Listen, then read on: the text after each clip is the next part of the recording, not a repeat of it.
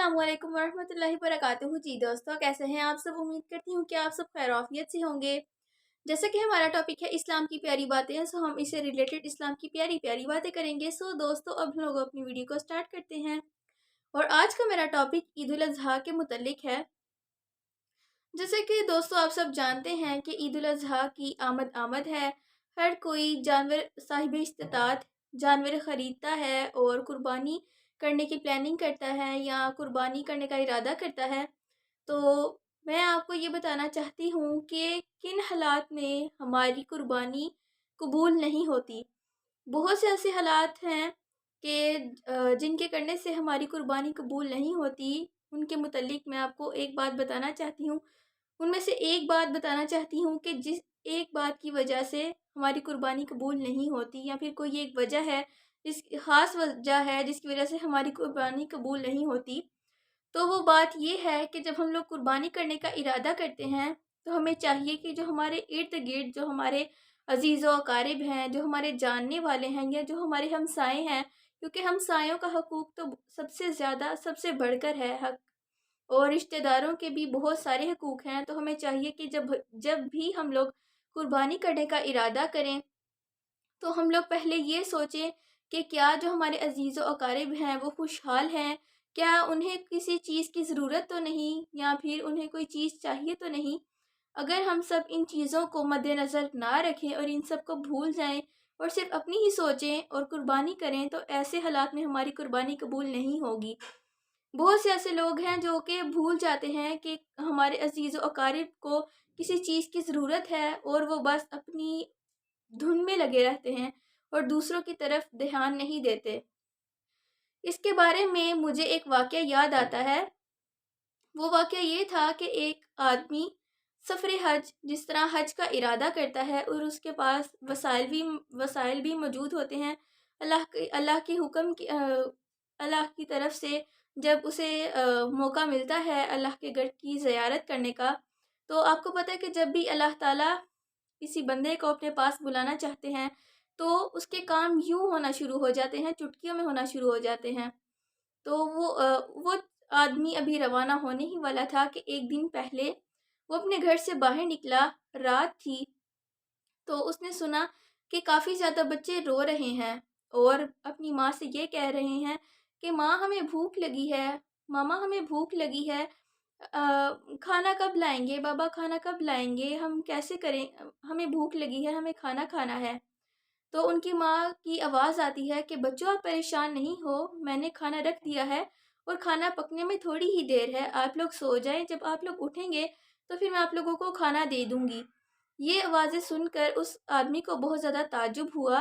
उसने देखा कि ये लोग तो काफ़ी ज़्यादा गरीब हैं, और क्या कहते हैं ये अपने वसाइल किस तरह चला रहे हैं।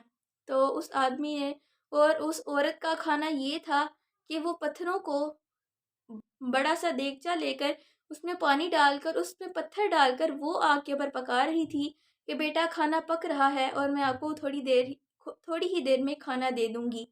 और वो बच्चे उसके इसी आस में थे कि हमें खाना मिल जाएगा और अभी हम लोग थोड़ी देर बाद उठकर खाना खा लेंगे। ये हालात देखकर उस आदमी को बहुत ही ज़्यादा परेशानी हुई, और उसने कहा कि मेरे ऐसे हज करने का क्या फ़ायदा कि जिससे मेरे अपने हमसाए, जिनका इस्लाम ने हमें बहुत ज़्यादा हकूक़ बताए हैं, कि आप सल्लल्लाहु इससे मुझे आप सल्लम की एक बात याद आती है। आप सल्लम की इरशाद याद आता है कि आप सल्लल्लाहु अलैहि वसल्लम ने फरमाया कि जिब्रील अलैहिस्सलाम मुझे बार बार हमसायों के हकूक़ के बारे में इतना ज़्यादा बता रहे थे कि अल्लाह ताला ने हमसायों के इतने ज़्यादा हकूक़ बताए हैं।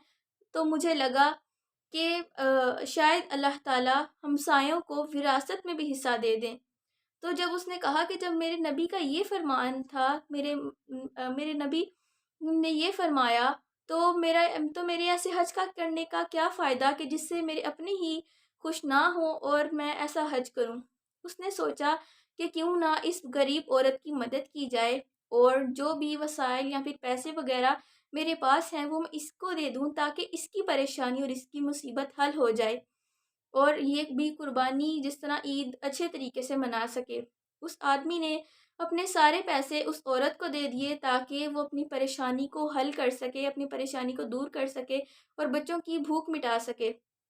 جب اس نے ایسے کیا تو مکہ مکرمہ میں جتنے بھی لوگ تھے وہ سب اپنا حج کر رہے تھے، تو اللہ تعالیٰ نے فرمایا کہ تم میں سے کسی شخص کا بھی حج قبول نہیں ہوا سوائے ایک کے۔ اس شخص نے حج کرنے کا ارادہ کیا اور اس کی ہمسائی بھوکی تھی، پیاسی تھی اور اس کے بچے بھی رو رہے تھے، اور اس نے حج کرنے کی بجائے ان کی مدد کی۔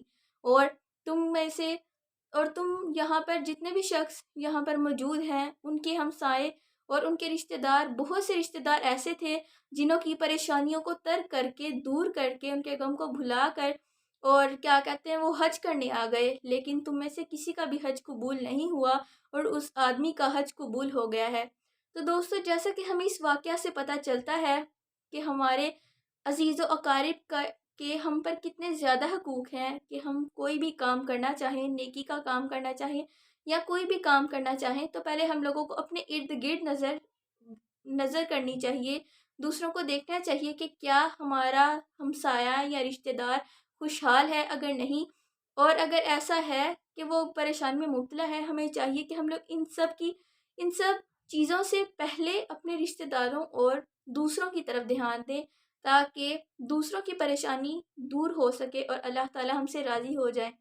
ایسی قربانی کرنے کا کیا فائدہ کہ جس سے نہ رب راضی ہو اور نہ ہی ہمارے آس پاس رہنے والے لوگ، اور ہم لوگ صرف اور صرف شو میں آ کر لوگوں کو دکھانے کے لیے کہ بھئی ہم نے اتنا بڑا جانور ذبح کیا ہے، یہ ذبح کیا، وہ ذبح کیا۔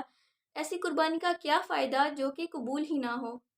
امید کرتی ہوں کہ دوستو آپ کو آج کی ہماری ویڈیو پسند آئی ہوگی۔ اگر آپ کو آج کی میری ویڈیو پسند آئی ہو تو پلیز دوستو میری ویڈیو کو لائک کریں، شیئر کریں، کمنٹ کریں، اور اگر ابھی تک آپ نے ہمارے چینل اسلام کی پیاری باتوں کو سبسکرائب نہیں کیا تو پلیز دوستو ہمارے چینل کو سبسکرائب کریں اور بیل آئیکن کو پریس کریں۔